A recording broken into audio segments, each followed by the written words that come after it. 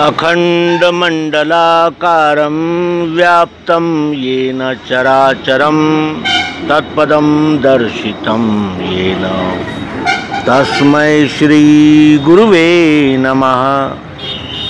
अज्ञानान्धस्य लोकस्य ज्ञानाञ्जनशलाकया चक्षुरुन्मीलितं येन तस्मै श्री गुरुवे नमः। अध्यात्म विश्व विज्ञान यूट्यूब चैनल पर उपस्थित अपने प्रिय मित्रों का हार्दिक स्वागत समादर करते हुए आइए एक अत्यंत अनुभव युक्त लाभप्रद बात की चर्चा करें। मित्रों, ये जीवन कितना अनमोल है। बगैर मांगे मिला है और नरजन्म मिला है। चारों खानियों की असंख्य योनियों में सर्वश्रेष्ठ मानव शरीर और मानव शरीर के साथ संपूर्ण साधन युक्त ये देह प्राप्त हुआ है। इस देह में हमें इंद्रियां, मन, बुद्धि, चित्त और चैतन्य युक्त अहंकार प्राप्त हुआ है।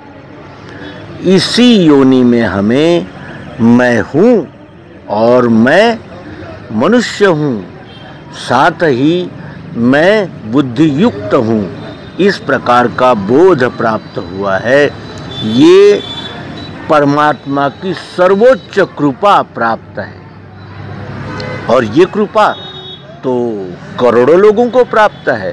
करोड़ों जीव मनुष्य शरीर में उपस्थित है, लेकिन हम जब देखते हैं कि करोड़ों जीव उपस्थित है, लेकिन वो करोड़ों जीव खाना, आहार, निद्रा, भय और मैथुन इसी में लगे हुए हैं। इससे ऊपर उनकी दृष्टि उठती ही नहीं, और यदि किसी की दृष्टि इसके पार जाती है तो वो केवल मान, सम्मान और अधिक प्रसिद्धि, प्रशंसा इस दिशा में दौड़ती है। लेकिन कोई भी ये सोचने का प्रयास नहीं करता कि कल्याण कहाँ है, भला कहाँ है, इस जीवन का सर्वोत्तम लाभ क्या प्राप्त किया जा सकता है। हम सब जानते हैं हम कौन हैं, हम कितने शिक्षित हैं, कितने प्रतिष्ठावान हैं, कितने धन और ऐश्वर्य से संपन्न हैं, हमारे पास क्या है और हम कितने बड़े हैं, यानी कितने, जिसे कहते हैं कि सामर्थ्यशाली है, सामर्थ्य संपन्न है। इसका बोध तो हमें है, लेकिन इसका बोध नहीं है कि हम है कौन। क्या हम इंद्रियां हैं? क्या हम केवल मन हैं? क्या केवल बुद्धि है? या क्या केवल ये शरीर है? ये हम नहीं जान रहे हैं। हम केवल अपने आप को ये शरीर ही हूँ ऐसा मान रहे हैं, और जब तक हम ये शरीर ही मैं हूँ ऐसा मानते रहेंगे, तब तक हमें भोग, ऐश्वर्य और भौतिक सुविधाएं और मान सम्मान आदि का आकर्षण बना ही रहेगा। और इस आकर्षण में हम ये भूल जाते हैं कि हम जीव हैं। परमात्मा की सर्वश्रेष्ठ कृति जीव है, और इस भूल पड़ जाने के कारण हम अपने आप को भी पशु की तरह आहार, निद्रा, भय और मैथुन में ही समाप्त कर लेते हैं। वास्तव में ऐसा नहीं है। कबहु करुणा कर नर देही, ईश्वर ने हम पर करुणा करके ये नर जन्म दिया है।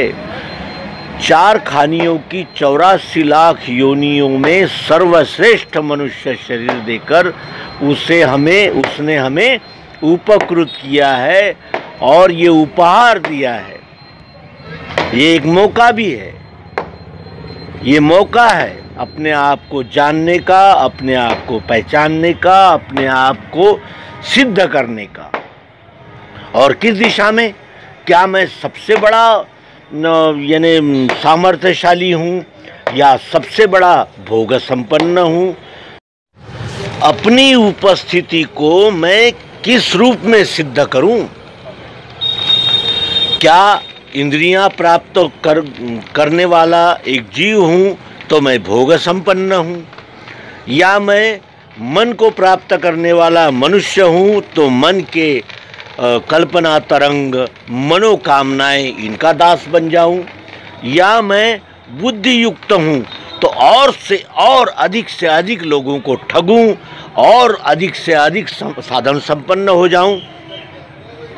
इस प्रकार का आज भी हमें मौका है, आज भी हमारे पास सोचने का ढंग है, आज भी सोचने का अवसर है।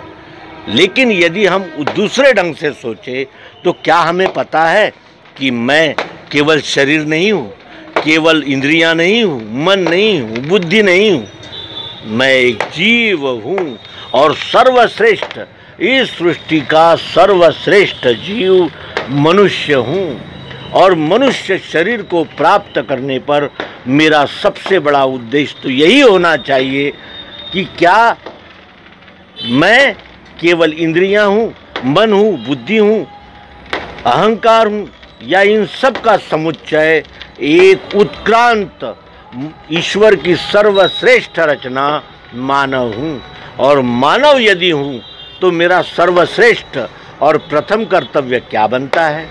तो मेरा प्रथम कर्तव्य बनता है मैं ये जानूं कि मैं कौन हूँ, क्यों इस योनि में हूँ, क्यों इस शरीर को धारण किया है और इस शरीर को धारण करने का उद्देश्य क्या है। उस परमात्मा ने क्यों ये दया की? क्योंकि सभी योनियों में, चार ही खानियों की सभी योनियों में हमें शरीर प्राप्त होता है, हमें सभी प्रकार की भोग और सभी प्रकार के शारीरिक यानी जिसे कहते हैं कि आनंद उल्लास के योग प्राप्त होते हैं। लेकिन यही ऐसी योनि है जिसमें हम जान पाते हैं कि मैं उस ईश्वर का अंश हूँ और ये मैं ईश्वर का अंश हूँ। इस प्रकार का बोध न हमें पारिवारिक सदस्य दे सकते हैं, न समाज के सदस्य दे सकते हैं, न बड़े से बड़ा विद्वान दे सकता है। कौन दे सकता है? वो है श्री सद्गुरु, जो परमात्मा के साथ एकत्व का भाव हमें पिंड ब्रह्मांड की रचना का रहस्य त्रिपुटी के द्वारा खोल कर दे सकता है। और ये कृपा यदि हमें सत्संगति और यानी जिसे कहते हैं उत्कृष्ट ऐसा प्रारब्ध प्राप्त हो तभी प्राप्त हो सकता है।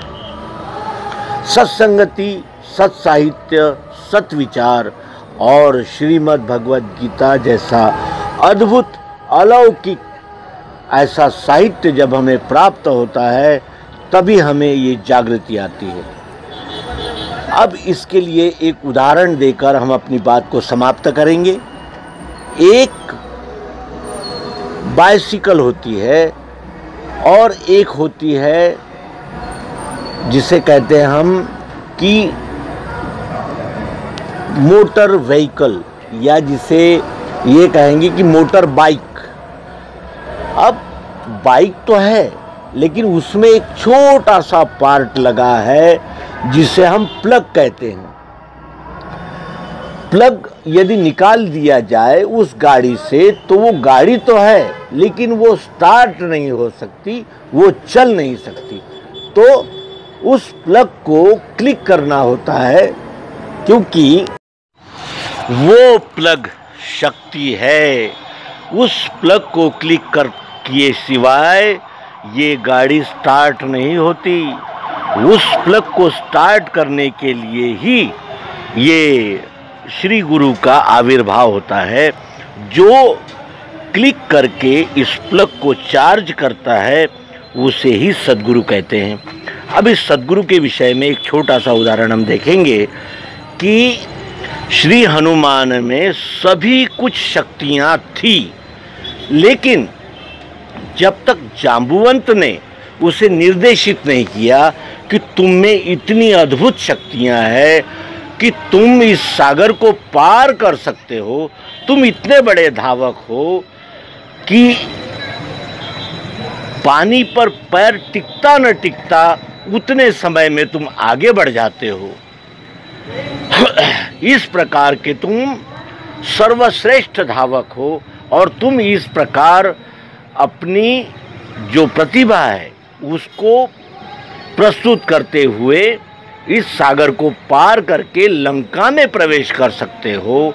ये जब तक जागृति जाम्बुवंत ने हनुमान को नहीं दी तब तक हनुमान अपने आप को सामान्य ही समझते रहे।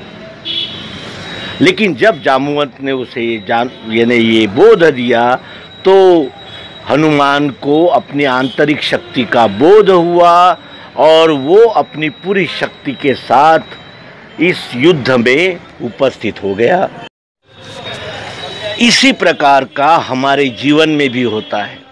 जब हम अनंत गुरुओं के द्वारा तराशे जाते हैं, अनंत गुरुओं के द्वारा अनुभव संपन्न होते हैं, तब अंत में यदि हमारे प्रारब्ध में हमारा उत्कर्ष, हमारा कल्याण है, हमारे प्रारब्ध ने यदि हमारे लिए वो सुविधा उपलब्ध कर दी गई है, तो तत्वदर्शी सद्गुरु का आविर्भाव, उस तत्वदर्शी सद्गुरु का आगमन हमारे जीवन में होता है और वो हमारे जीवन में आकर उस प्लग को क्लिक करते हैं।